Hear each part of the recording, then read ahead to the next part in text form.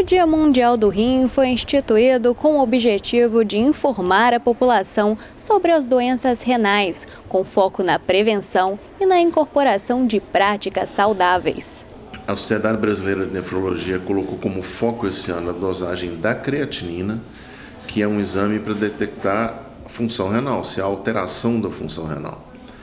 A creatinina ela se altera quando os rins funcionam mal, e isso é fundamental porque a maioria das doenças renais crônicas dão poucos sintomas. Então é relativamente comum a gente receber nos hospitais pessoas que precisam fazer hemodiálise e que nem sabiam que tinham doença renal. Então a creatinina é um exame de triagem para você detectar, principalmente em determinados públicos que têm tendência a ter doença renal, como hipertensos e diabéticos. Apesar da creatinina não ser um exame tão precoce, ela se altera quando já se perdeu cerca de 50% da função renal, é fácil de fazer e pode ser feito em massa, é o melhor que a gente tem. Então, o grande foco este ano é dosar creatinina. Se a gente for falar em saúde renal,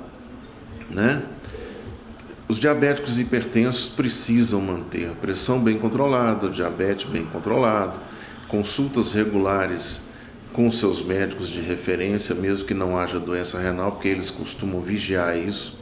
Eles fazem exames creatinina e outros exames para vigiar isso. E na população, de um modo geral, manter uma boa hidratação, evitar o uso indiscriminado de determinadas medicações, principalmente anti-inflamatórios, que podem fazer mal para os rins, manter uma dieta equilibrada com pouco sal, evitar o excesso de proteína.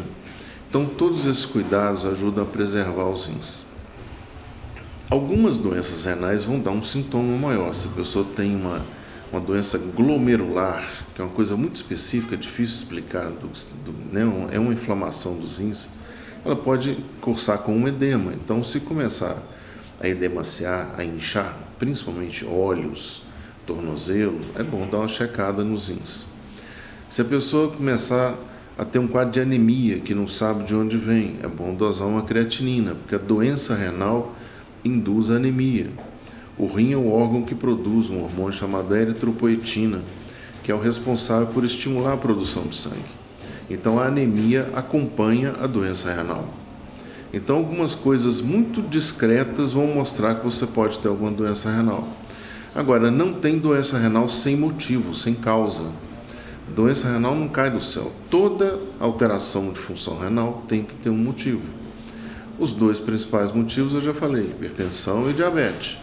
Mas se você tiver histórico na família, tem que estar mais atento de alguma doença renal.